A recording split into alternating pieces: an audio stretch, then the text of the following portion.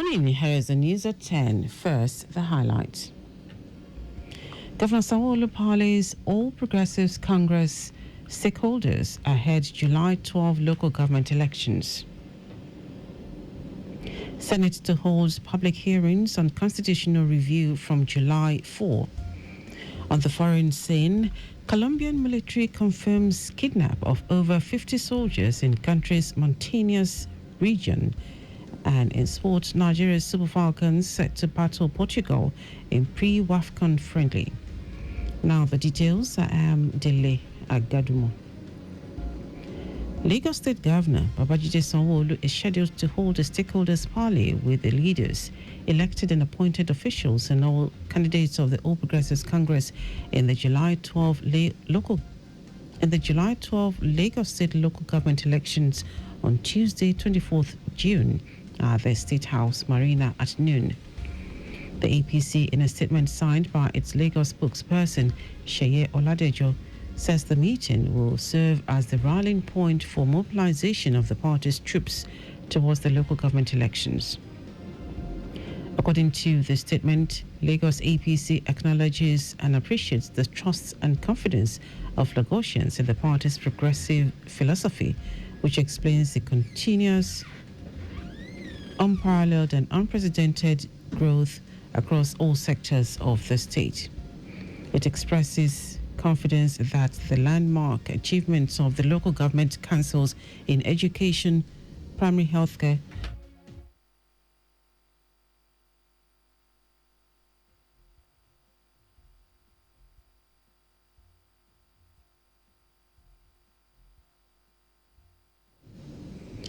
According to the statement, Lagos State acknowledges and appreciates the trust and confidence of Lagosians in the party's progressive philosophy, which explains the continuous, unparalleled and unprecedented growth across all sectors in the state. It expresses confidence that the landmark achievements of the local government councils in education, primary health care, housing and social interventions, among others, will be rewarded with massive votes at the polls for all the candidates. It will be recalled that the presentation of flags to the 57 APC chairmanship candidates in the elections, which marked the official commencement of campaigns held last week at the state party secretariat at Ogba. The ceremony, which had in attendance who is who in government and party hierarchy, was a morale booster for all party stalwarts for another victorious outing. Lagos State government has encouraged residents of state government-owned housing estates in the Ikorodu area to participate and collaborate with the Ministry of Housing to create a more sustainable and livable environment for all.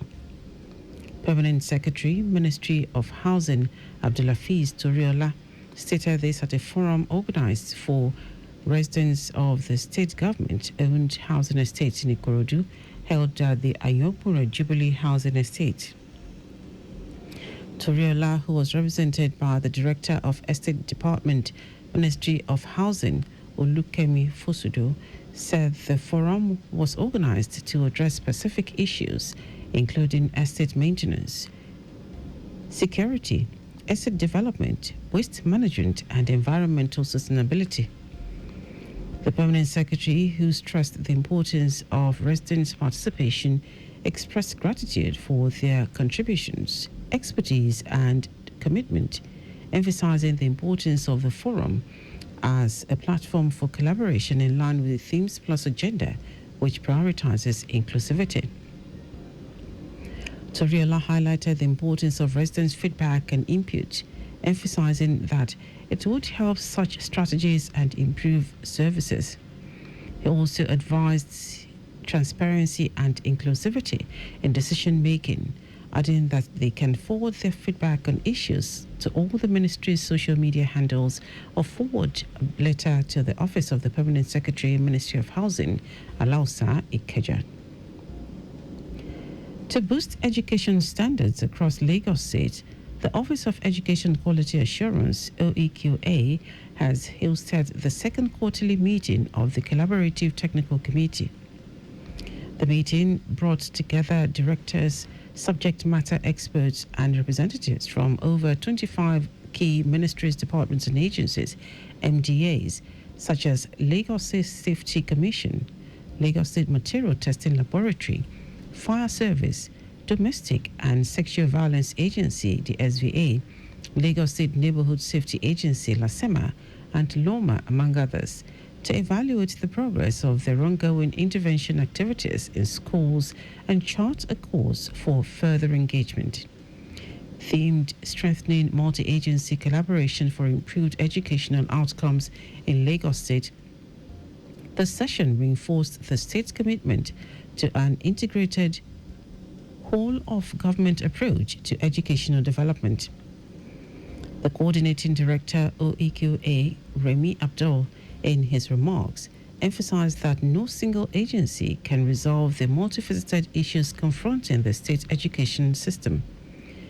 Abdul explained that the need to tackle these challenges birthed the quarterly meeting with the support of the Commissioner for Basic and Secondary Education, Jamiu Ali Balogun.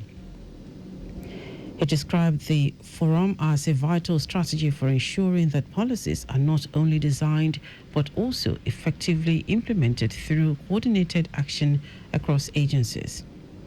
Abdul called on all MDAs to deepen collaboration and maintain the momentum, noting that the future of every child in Lagos depends on the effectiveness of the state's collective efforts. The Joint Admissions and Matriculation Board, JAM, has announced Saturday, June 28, as the date for the conduct of the 2025 Unified Tertiary Matriculation Examination mop-up. In a statement released by its public communications advisor, Fabian Benjamin, the board said a total of 96,838 candidates would be participating in the mop-up exercise. It says these include 5,096 spillover candidates, those who experienced biometric verification failures during the main UTME, and 91,742 candidates who were absent during the main and receipt examinations. The board encouraged printing of notification slips from Monday, June 23 to prepare for the exercise, which will be held in 183 centers across the country. The board also reiterated its commitment to maintaining the integrity of its examinations by delisting 113 computer-based test centers found guilty of various infractions, including technical deficiencies and examination malpractice. Now to the rest of the stories.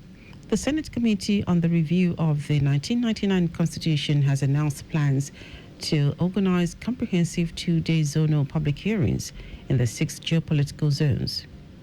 The hearings, slated for July 4 and 5, are part of an extensive national consultation process aimed at capturing citizens' voices on critical issues shaping the future of governance in Nigeria.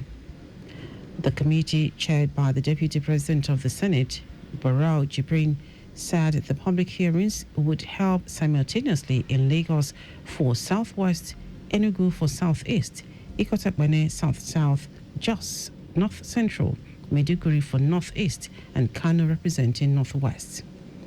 The committee is expected to entertain over 50 proposals addressing a wide range of national concerns, from local government autonomy to gender representation, state police, judicial timelines, and the creation of new states. Ogun State government has urged residents of the state not to panic in the face of the flash floods being witnessed across the state. Commissioner for the Environment, Ola Oresoya, in a statement said the flash flood, which follows each downpour, is a natural occurrence. He said rather than panicking, residents should stay calm and adhere to safety rules to forestall unpleasant incidents. Oresoya said the call became necessary to calm frayed nerves and remind the people of what they must do to safeguard their lives and property during this rainy season when predictable flash floods are prevalent. He reminded them of the need to stay indoors when raining or stay in a safe place when in transit. Oresanya warned residents of the state to expect more torrential rain in the next 3 weeks, which is the first peak of the rainy season.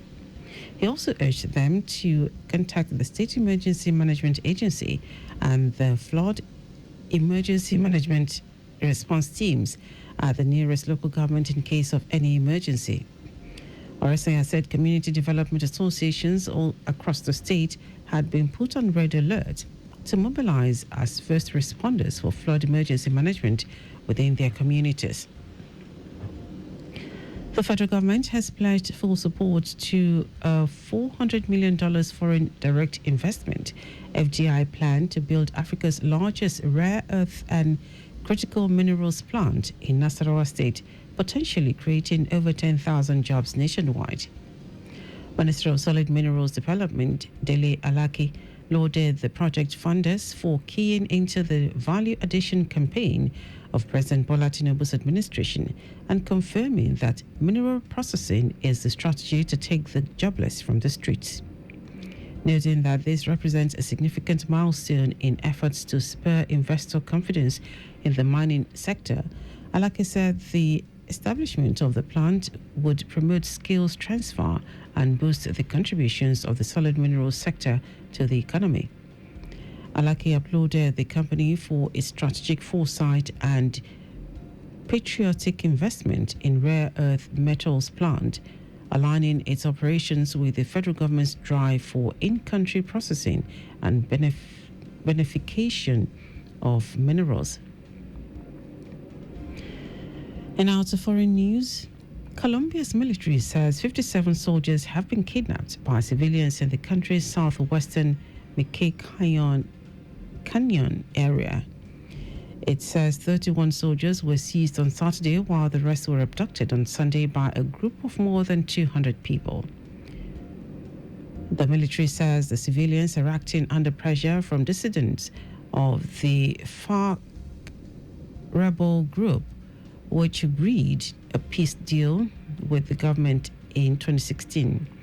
The mountainous region is a key zone for cocaine production and remains one of the most tense in the country's ongoing conflict with rebel groups.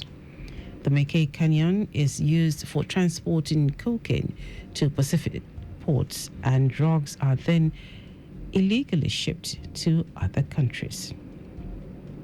Now, sport. 9-time African champions, the Super Falcons, will tonight take on the senior women's national team of Portugal in a friendly match in Lisbon as part of the preparations for the 2024 Women Africa Cup of Nations WAFCON tournament in Morocco.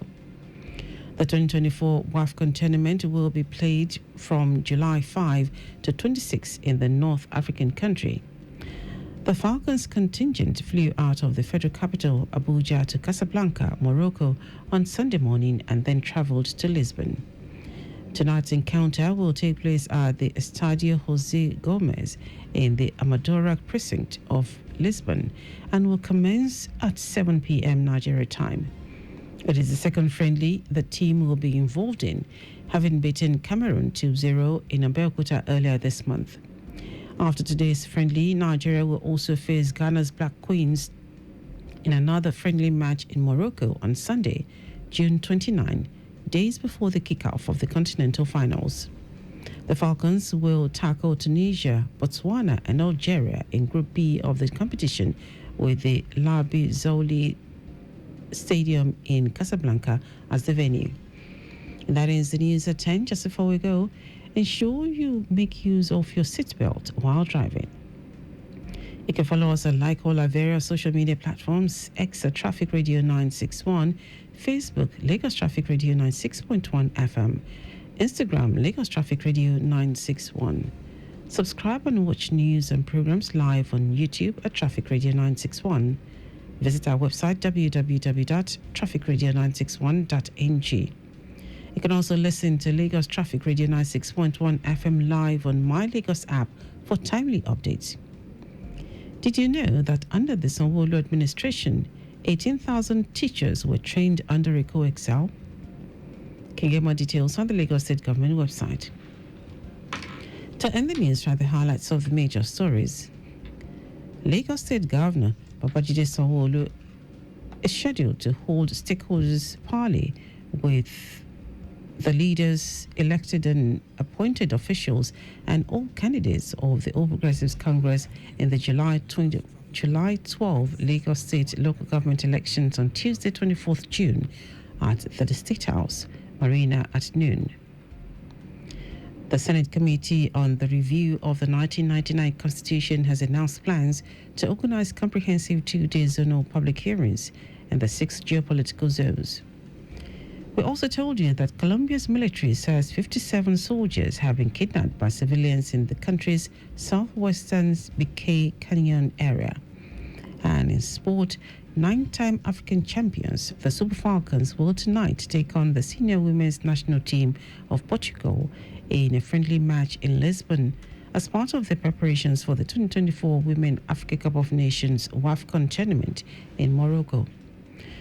For contact with the newsroom, send a message to info@trafficradio961.ng. That is the news broadcast compiled by Abiola Fagbolagun. I am Dele Agadumo. Good morning. Thank you for listening.